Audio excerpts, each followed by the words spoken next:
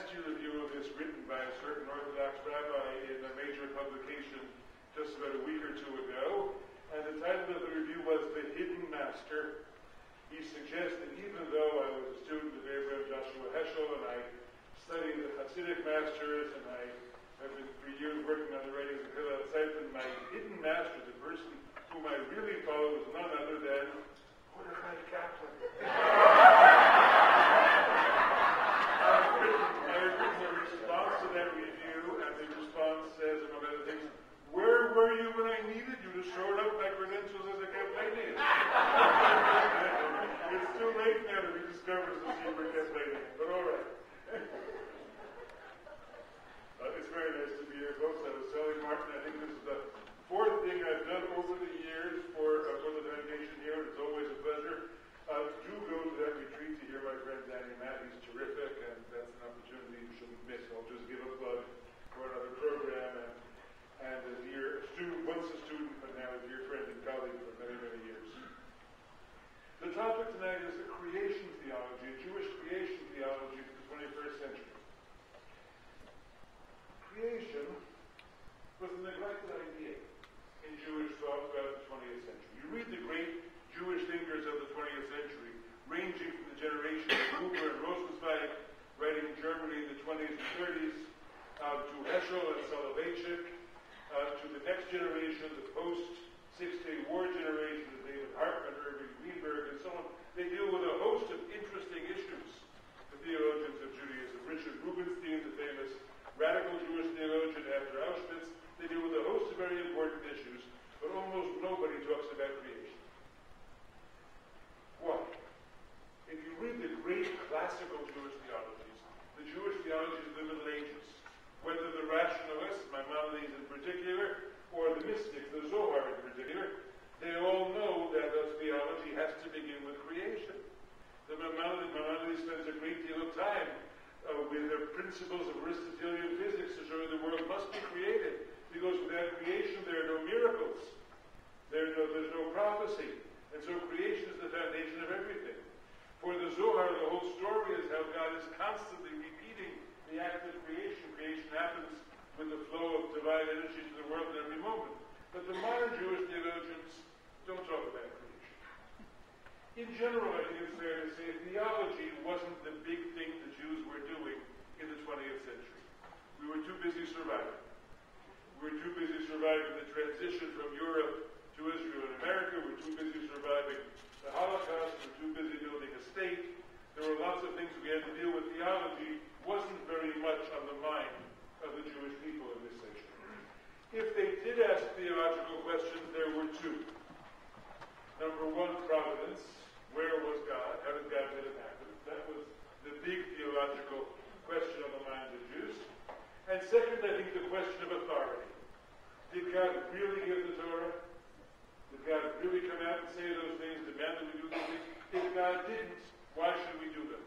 What's the source of authority that replaces a literal, childlike belief in revelation? Those, if there were any theological questions, those were the ones. Creation was on the back burner. Why? This mic too, we don't have enough mics. Great. Higher. Oh, okay. Higher and higher.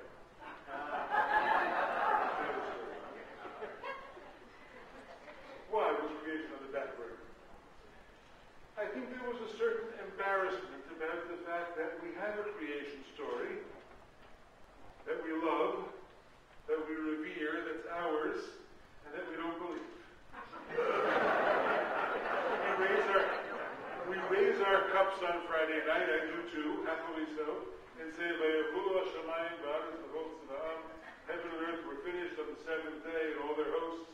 We love that story. We tell the story. We live around that story. Shabbos, which is the most essential defining rite of the Jewish people, is all built around that story. So we continue to tell it, but our relationship to it is not one of belief. It's something else. It's affection, it's tradition, it's ritual, it's lots of things. But most of us don't believe that story. Now there were occasionally people, the late Lubavitcher Rebbe got up and said, no, the world is really 5,700 and whatever it was, 42 or 65 years old. and God put the fossils there to test our faith, and God gave us carbon dating to test our faith. And all of us at the left of Lubavitch sort of smiled and said, isn't that cute? Lubavitch then says the world is 5,700 years old, of course. He went to college too, you wonder exactly how he could do it.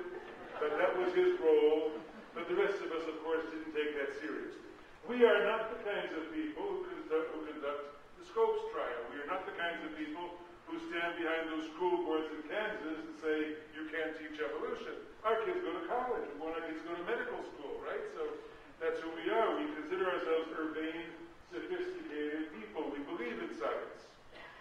So the idea that we would stand up against science was totally out of character for most modern Jews. Nevertheless, the question is still somehow there. What do we do about this question of creation? It was also, I think, that the problem of creation in the 20th century didn't differentiate us from anybody else. We like to talk about those things that make Judaism different. Why does Judaism have a better solution than some other tradition? This is a question that faced all religious people. Listen, traditional religion fought two great battles over the course of the entire 20th century. The battle against evolution and the battle against biblical criticism. It decisively lost both of those.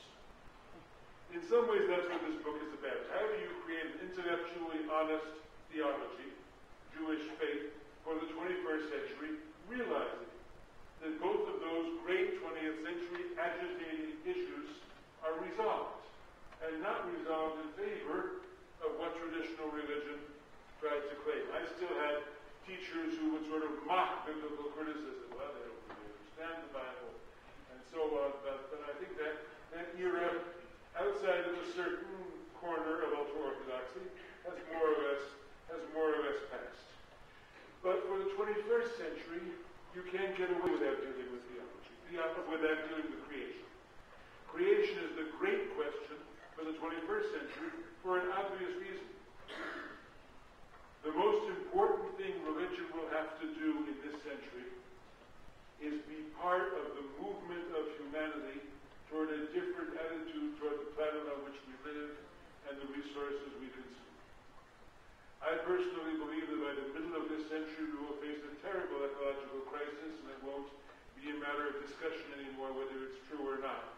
The only discussion will be how terribly has it been aggravated by the political irresponsibility and the moral irresponsibility of our leadership in the first part of this century.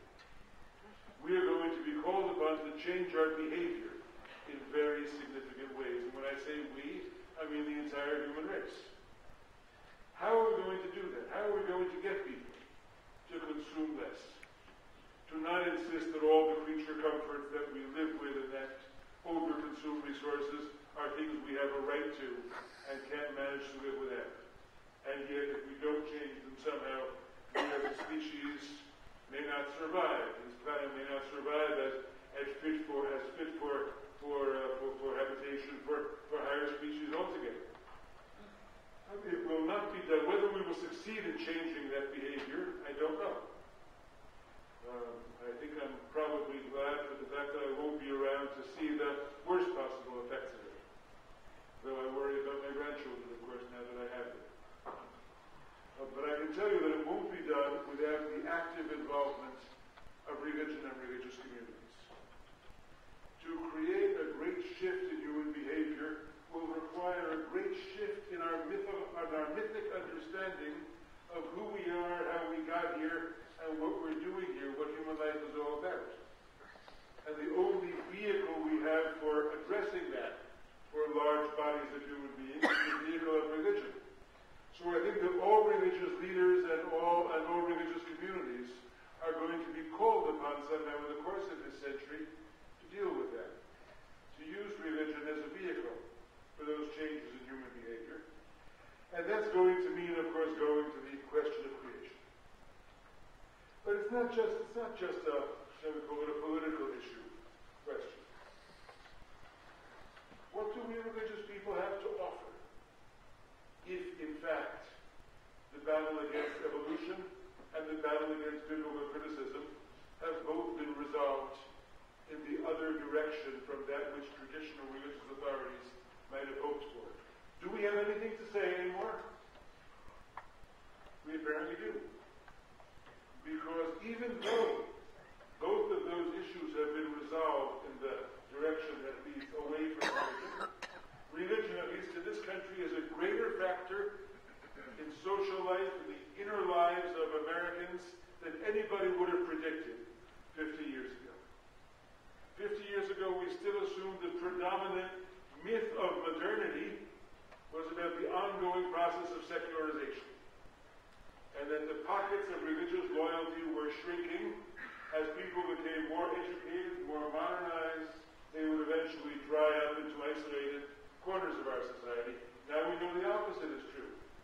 That religion is growing as a force, that all kinds of religion, every variety of religion, from the most liberal and interfaith and open-minded to the most rigid and dogmatic and fundamentalist, are all thriving in the context of a society that sees itself very deeply as a religiously shaped society.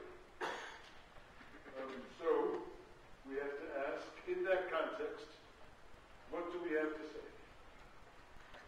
That is to say, assuming we are people here to the left of Lubavitcher, who accept the reality of evolution, who understand that the post-Darwinian narrative as it has unfolded and been revised many times, of course, over the course of the past 150 years, is essentially the way things came to be.